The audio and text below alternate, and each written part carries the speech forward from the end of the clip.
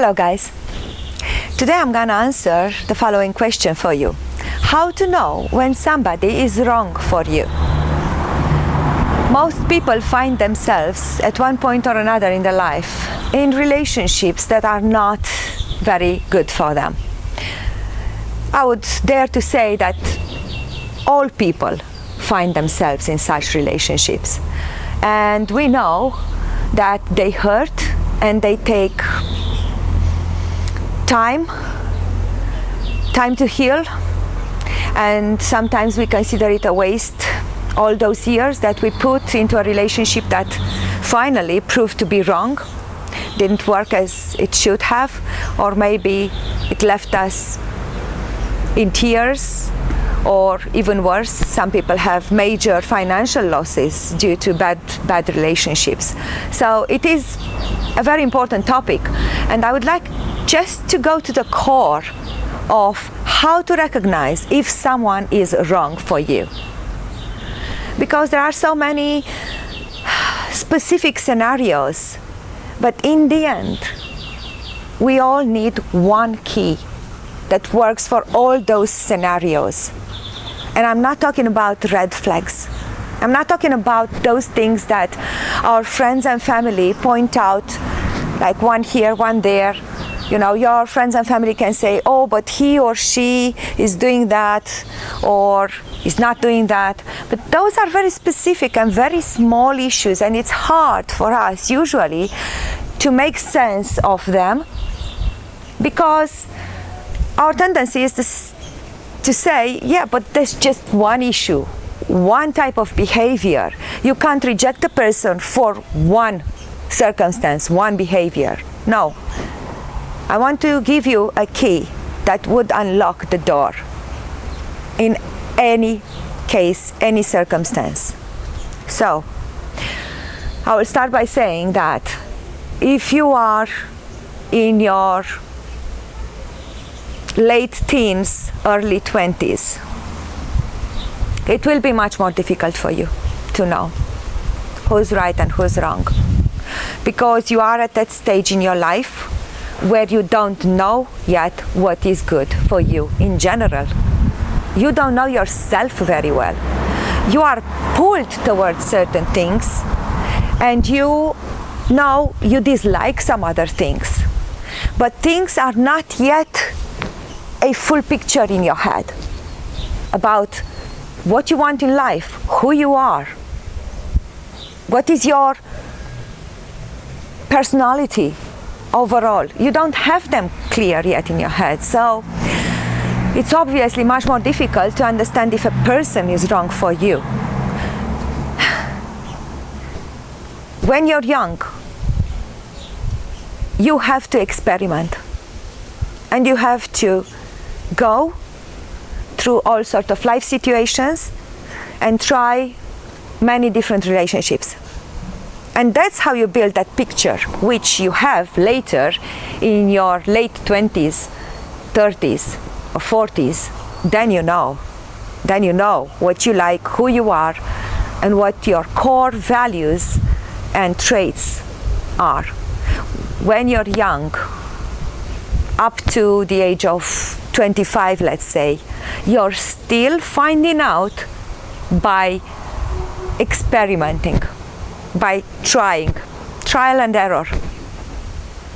So keep doing that. But please keep in mind that because it takes so many years to figure out your place in life and who you are,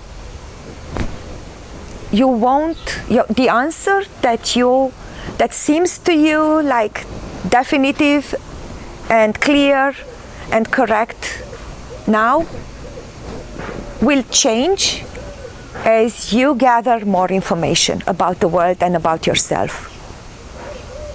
So if you're young, up to 25, you will have your share of bad relationships. And there's no way to avoid it, because you don't know yet what's good for you. I can't advise you. and nobody can advise you.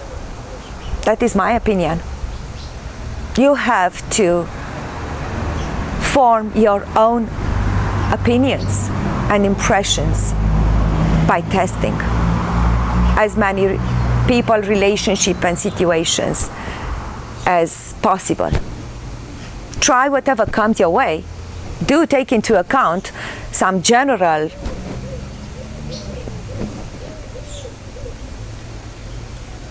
rules that your parents or other important people in your life have passed to you. But in the end, just go out there and see for yourself. The rest of the video will be for people in their late 20s, in their 30s, in their 40s. I assume when you're in your 50s, you have already so much experience that you don't need me to help you spot a bad relationship in its starting phase. Okay, so now, for you, my dears, ladies and gentlemen in your 30s or 40s, how can you quickly say if a relationship is bad for you? And how can you say it for sure? It's simple. There is a part of yourself that you would call your core. What defines you, really?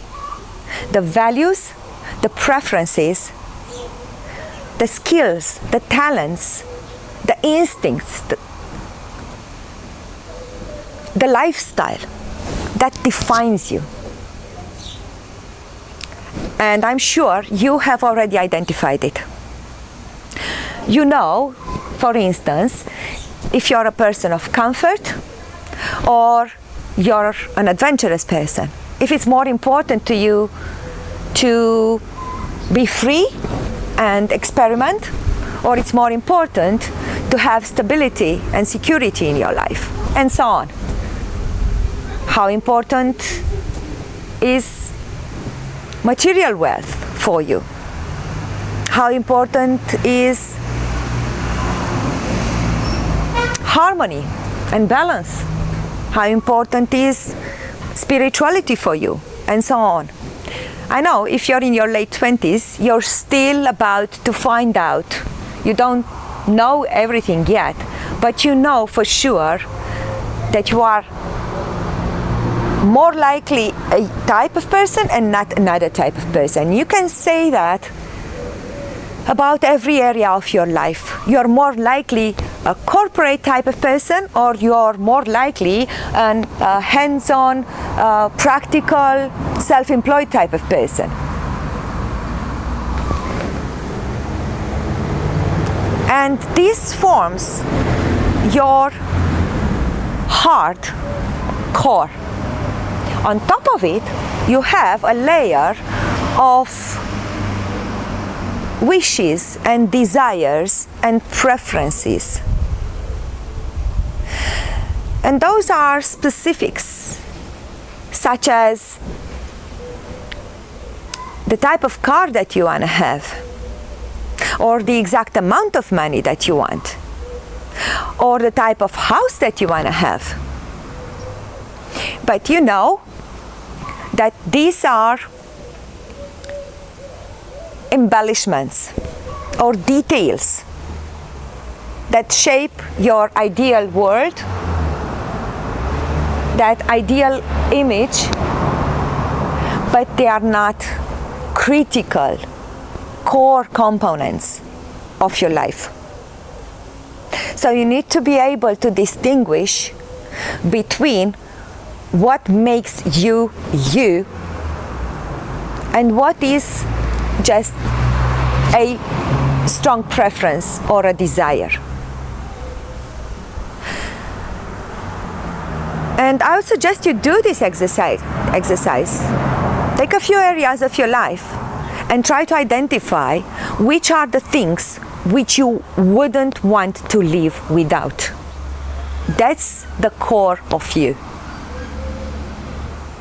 Once you have identified them, a bad relationship or a bad person for you is one that challenges them, is one that opposes them, is one that creates hassle and obstacles for you in between you and your core, the state in which you want to exist, which you consider critical for your well-being. For instance, let's take an example. Let's say it is critical for you to travel often. If you don't do that, you feel like you're dying inside. You feel like you're fading if you don't travel often. A person that's bad for you will constantly challenge that. Your desire to go to new places, to travel often, will constantly put obstacles, will take you on guilt trips about it, will try to tempt you and fool you to stay more at home or in one place. They might do it in a sweet way, manipulative, or they might do it in a very harsh way by causing arguments every time you try to plan a new trip.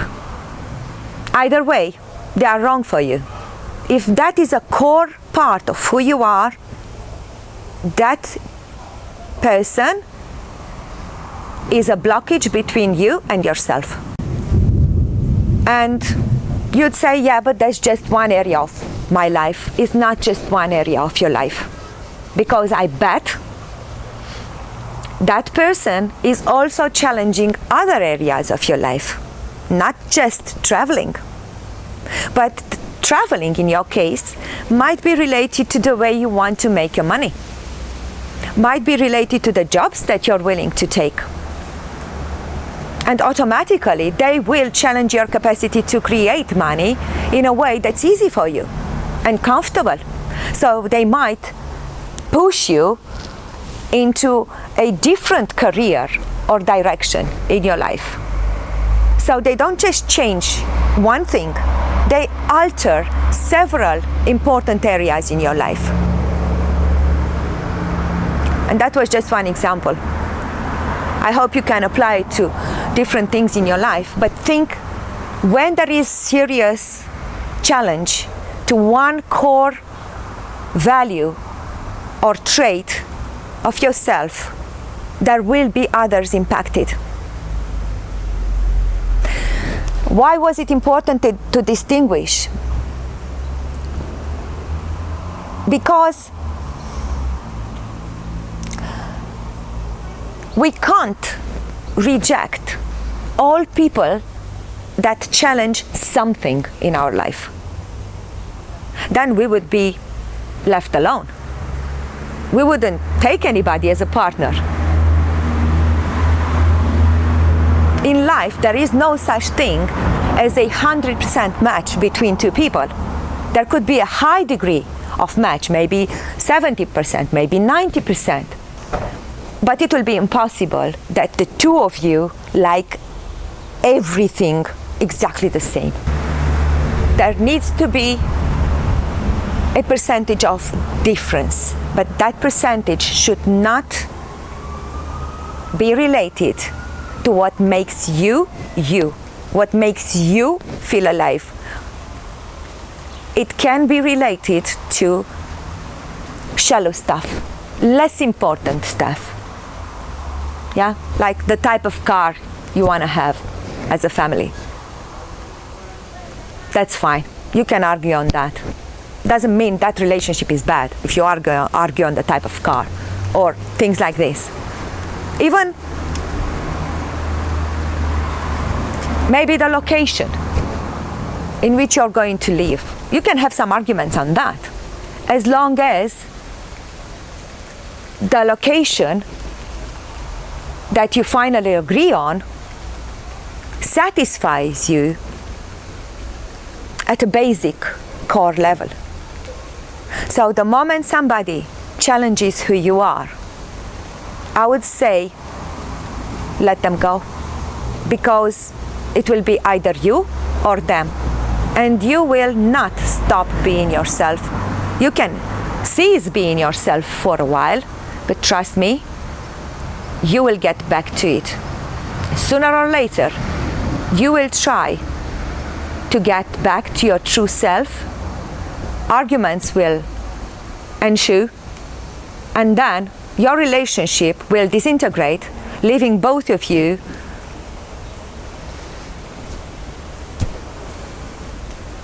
at a loss. I do hope this was useful, and if you want to talk to me about your personal situation, ask for a consultation. You have my email address in the description box below. It's claritycure@gmail.com. Describe your specific issue or situation in brief, and I will get in touch. Thank you for being here today, and do comment, please. Bye.